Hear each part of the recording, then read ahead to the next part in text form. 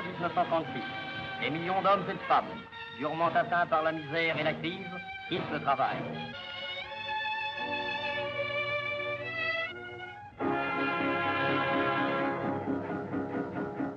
Les poings se tendent, les sourires s'allument. Dans les usines, au dépôt de charbon, aux Galeries Lafayette.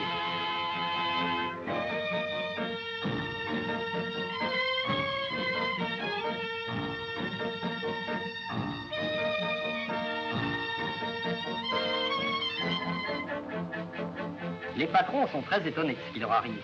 Ils contemplent leurs ouvriers avec surprise. Ceux-ci écoutent leurs délégués syndicaux.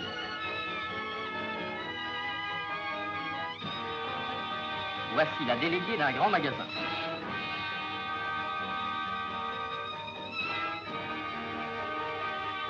D'être chez soi, on baptise les nouveaux lieux d'habitation avec des noms familiers. Place Jean Jaurès,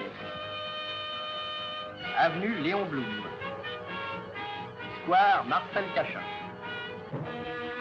Quant à ceux qui ont refusé leur solidarité à leurs camarades, leur attitude est stigmatisée en termes parfois très vifs.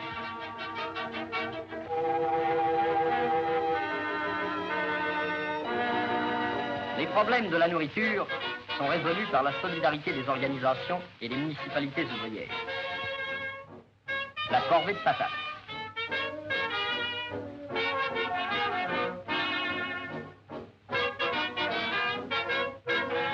Et la propreté. L'heure de la distribution.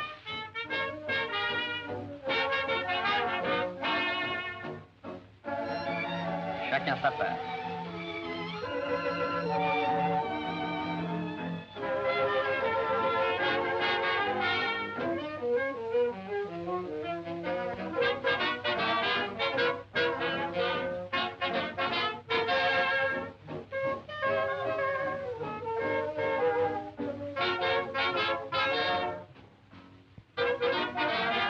Et dans les ateliers transformés en réfectoires, des banquets de centaines de couverts s'organisent.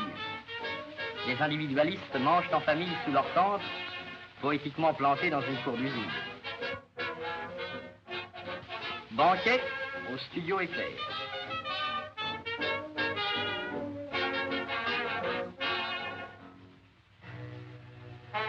Banquet chez Renault.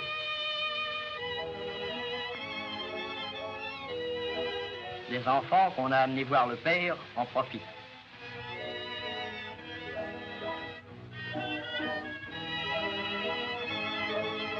Et la mascotte de l'usine n'est pas oubliée. Un estomac rempli et une conscience satisfaite incitent au sommeil réparateur. Le problème du couchage est rapidement résolu par les hommes qui, seuls, occuperont les usines pendant la nuit. Certains se sont confectionnés des hamacs avec des couvertures.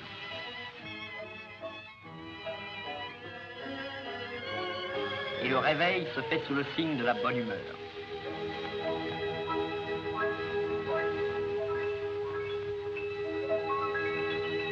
Les distractions et les jeux alternent avec les différents travaux d'entretien, de cuisine et de nettoyage que se sont distribués par roulement les grévistes. Ronde, saut à la corde, basketball. Sport nouveau pour ces corps que le travail courbe et empêche trop souvent de jouir du soleil de l'air libre.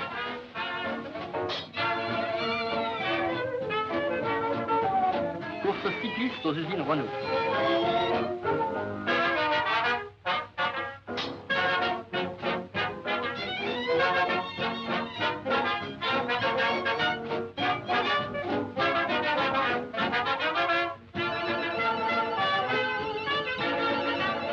Et un match de marche très disputé.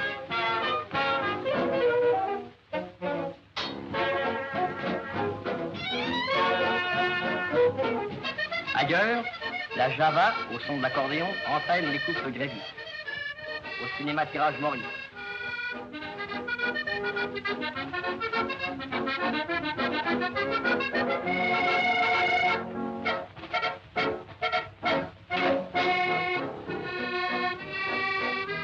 Chez Renault.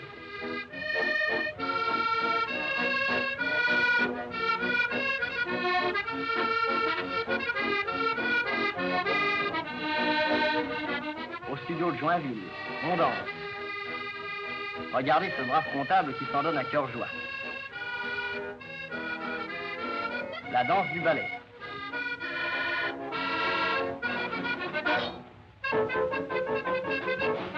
Et pour finir, la farandole.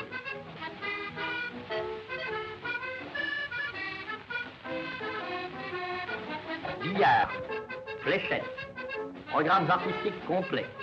Plus de 1000 artistes professionnels sont venus apporter aux grévistes de la région parisienne, par l'intermédiaire de la Maison de la Culture, leur solidarité et leur talent.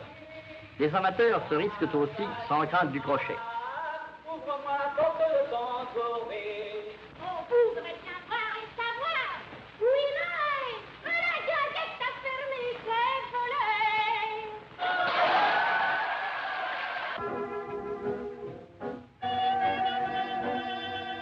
Le cortège de la Rosière de Nanterre visite les entreprises en grève.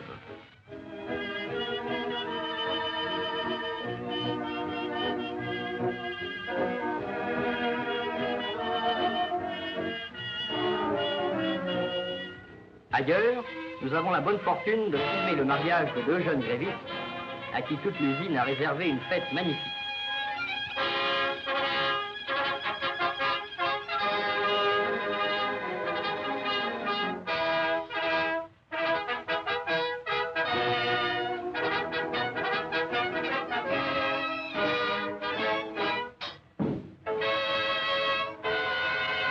Ailleurs, on livre aux flammes un mannequin qui figure les 48 heures.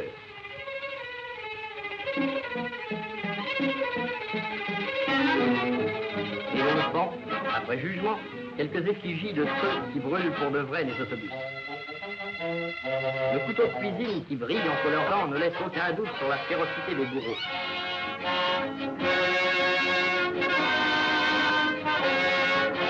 Et la guillotine s'exerce sur des effigies des descendants des émigrés de Provence. Les funérailles imposantes du capital se déroulent en grande pompe, et les corps sont précipités du haut du pont des usines Renault dans le fleuve jusqu'à la mer, pour y retrouver ces requins.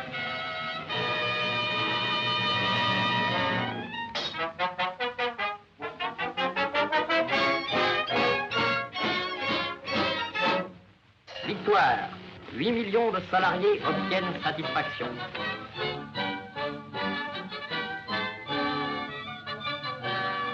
La Confédération Générale du Travail, ses unions régionales et départementales ont dirigé le mouvement, conduit les grèves, orienté les revendications jusqu'à la victoire définitive, concrétisée dans les accords matinaux.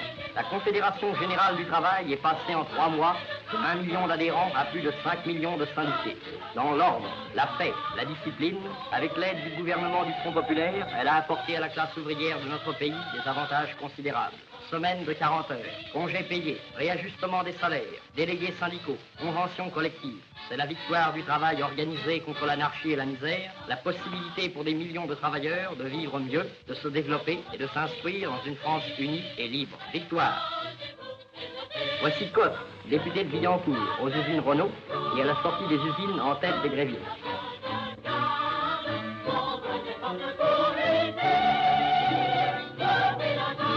À l'usine du cinéma-tirage Maurice de Gennevilliers, un joyeux cortège conduit la sortie des grévistes.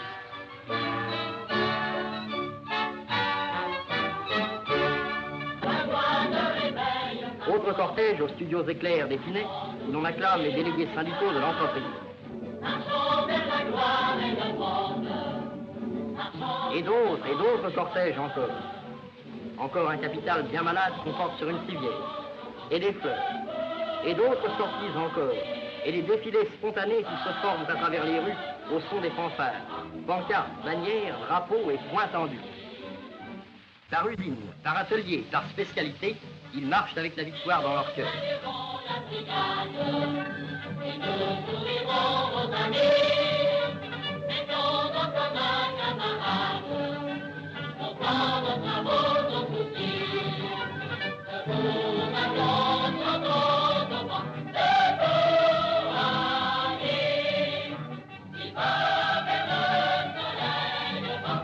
Tous unis, dit la pancarte. Et tous unis, ils sont et resteront.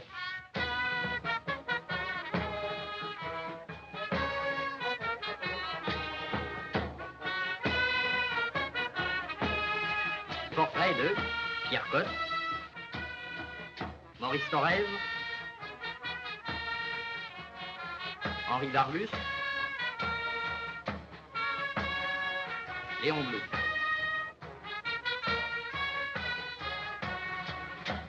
Tous unis, ils défilent avec les pancartes de la victoire. Ils se forment en cortège immense qu'acclame la foule. Tous unis, ils tiendront les promesses qu'ils ont faites. À chacun de tenir la sienne.